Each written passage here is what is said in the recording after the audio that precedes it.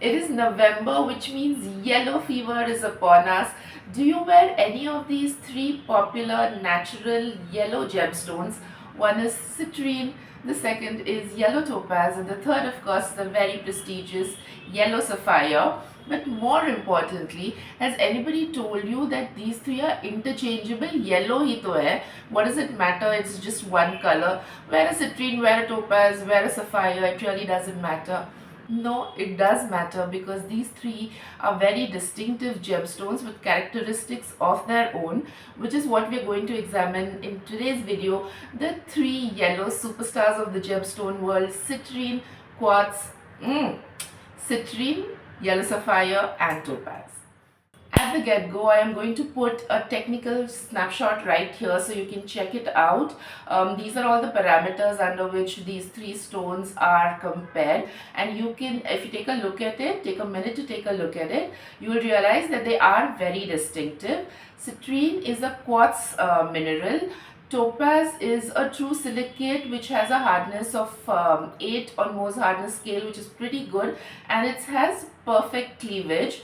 But of course, the most prestigious is the yellow sapphire or the Pukraj, which is part of the corundum family. Other members of the corundum family include its brother blue sapphire as well as the ruby. Take a look at this before I take it out and we move on to my experiences or my view of three of these gemstones. Now, if you're looking for a yellow gemstone where the shades of yellow vary from a balmy yellow reflecting the rays of the sun on a winter morning to toasty amber, and you're looking for an inexpensive gemstone, definitely go for the citrine. In ancient Greece, its mythological origins, citrine was associated with the sun god, which is why you'll always find reflections of the warmth of the sun in the citrine. As a designer, I love this gemstone because it is inexpensive. So you can, a lot of people call it, or most people call it semi-precious. I do not like semi-precious terminology because it somehow makes the stone lesser. Yes, it is less expensive, definitely way less expensive than the yellow sapphire or your rubies and emeralds of the world, but it is definitely precious in its own beauty and its own dignity and grace.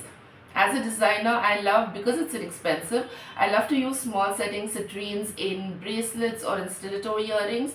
Take a look at this, for example, or let me put it here.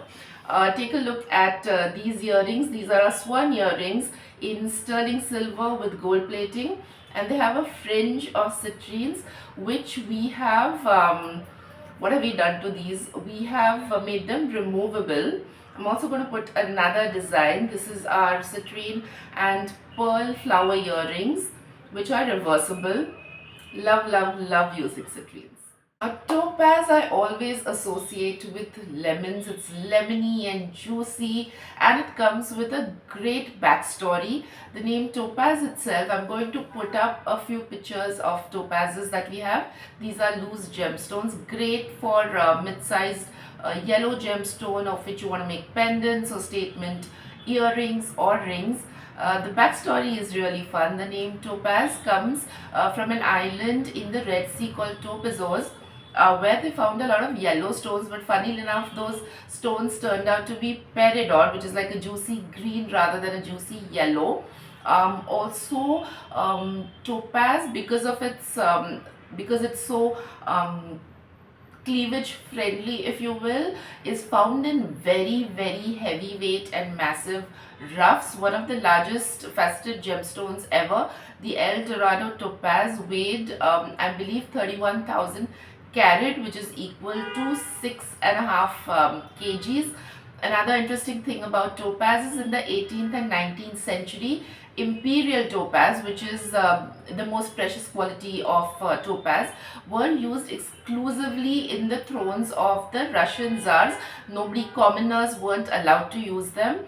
Also, as you may know, topaz comes in a variety of colors. Blue, brown and yellow are most common, but they're also available in pink, red and green. A very versatile stone and very, very easy to use, and comes in absolutely beautiful faceted shapes.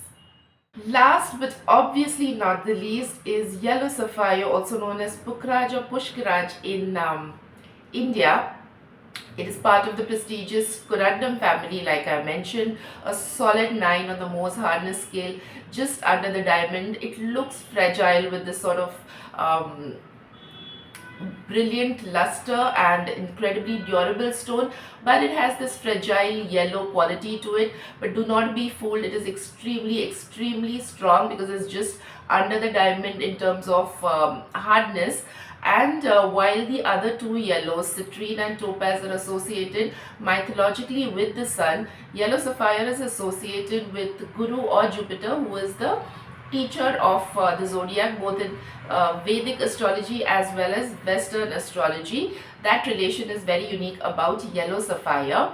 And because of its high refractive index, the stone offers an absolutely brilliant luster and brilliance that makes it ideal for wearing as a solo ring or a solo pendant by itself. It looks absolutely dazzling.